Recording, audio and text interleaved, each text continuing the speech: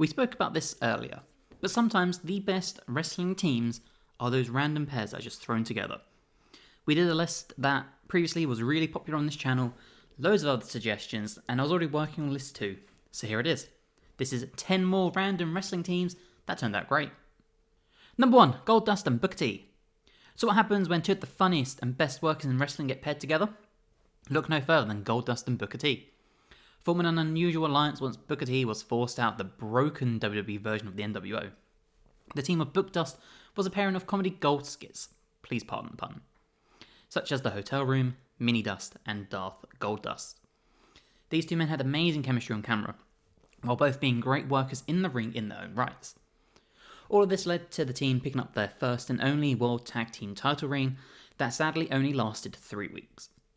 After this, both men went their separate ways, with Booker T ending up with a world title match against Triple H at WrestleMania just a few months later. And I think we all know how that went. Number 2, Tyson Kidd and Cesaro.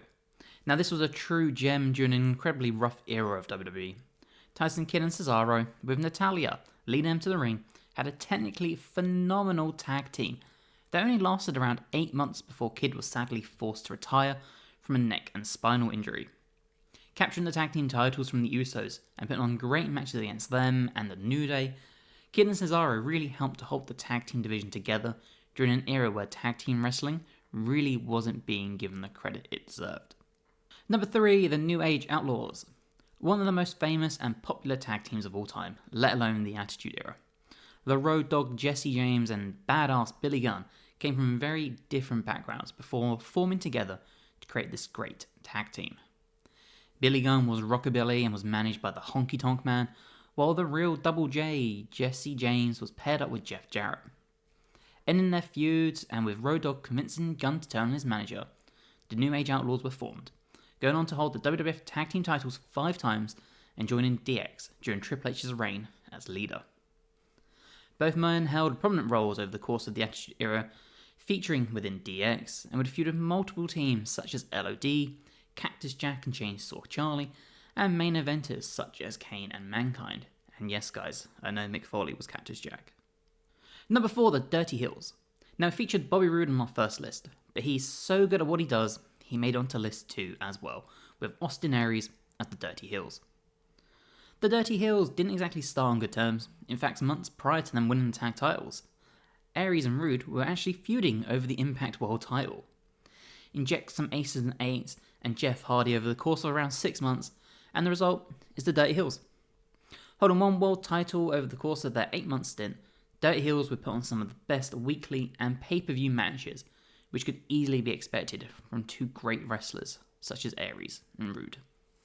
Number 5, the Hollywood Blondes. One of the greatest in-ring teams of all time, consisting of two of the greatest in-ring talents.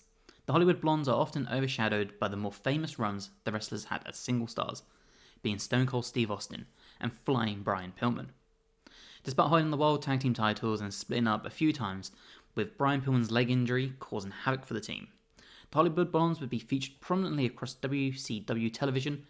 However, the resulting end of the team would lead both men getting on singles runs, with Austin challenging for the United States Championship before both men would depart WCW and find themselves in the WWE.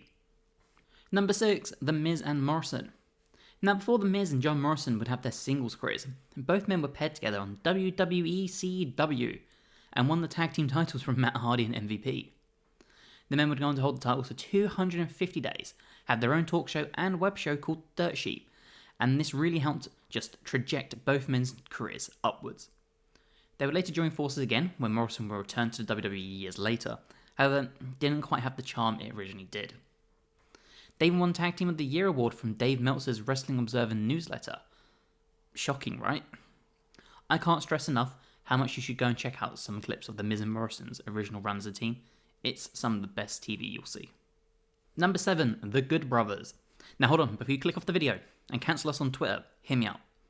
I'm not talking about Gallows and Anderson in WWE, or even TNA before that, but New Japan Bullet Club, Gallows and Anderson. Debuting as a team in the World Tag League, then would go on to win their block, win the tournament, and win the resulting IWGP Tag Team title match against the Killer Elite Squad. Sadly, I can't put any clips or pictures of the men in New Japan because New Japan hates YouTubers, but they would become a staple of the Bullet Club and New Japan. The team helped revitalise Doc Gallows post WWE and show off why New Japan Carl Anderson really was great. While the team sadly hasn't made the splash in WWE that people would have hoped, their run in New Japan has solidified them a place on this list. Number 8, Paul London and Brian Kendrick. One of the low-key highlights of mid-2000s WWE was London and Kendrick. The men would get paired up to show off their fast-paced, high-flying action in a really stale tag team division on SmackDown. For example, they feuded with KC James and Idol Stevens, which Michelle McCool managed, if anyone remembers that trio. Eventually, having the late Ashley Massaro join them as their manager, London and Kendrick would pick up the SmackDown tag team titles and have the longest tag title reign in company history, until the New Day would break that record 10 years later. Later moving to the Raw band and collecting the tag titles there too, London and Kendrick seemed to be a much forgotten tag team that really put on the tag division on their back during a rough time as a fan. Number 9, Team Hell No. Arguably the most famous team on this list, perhaps the New Age Outlaws depending on when you started watching wrestling. Team Hell No was the makeshift team of Kane and Daniel Bryan. Yes, another makeshift team Kane was placed into. That just seems to be a speciality. In a familiar wrestling trope, Bryan and Kane were rivals that were forced to team together, as well as attend anger management classes, which really were far more entertaining than they sound. Bickering and fighting during matches, the pair would go on to become a babyface duo with the fans fully behind them. The team would pick up one tag team title over the course of their 10-month stint as a team, before separating again, with both men intending to become WWE champion. Number 10, Owen Hart and the British Bulldog. Now Owen Hart and the British Bulldog, the real-life brother-in-laws, got paired up in 1996, which was arguably past the early 90s peak that both men had. Put together with Jim Cornette and his stable with Vader, both men would pick up multiple pay-per-view wins, including winning their only tag team championship against the Smoking Guns at In Your House 10. They even took on the legendary fake Diesel and fake Razor Ramon. The pair fought each other as champions in the finals of the European Championship tournament, which Bulldog would eventually win. While tension built in the team, the end of their run actually led into the formation of the Hart Foundation, with Bret Hart, Jim the Anvil Neidhart, and Brian Pillman, another legendary stable to go and check out. So that was our list, 10 more teams that started off as random solos, came together and were amazing.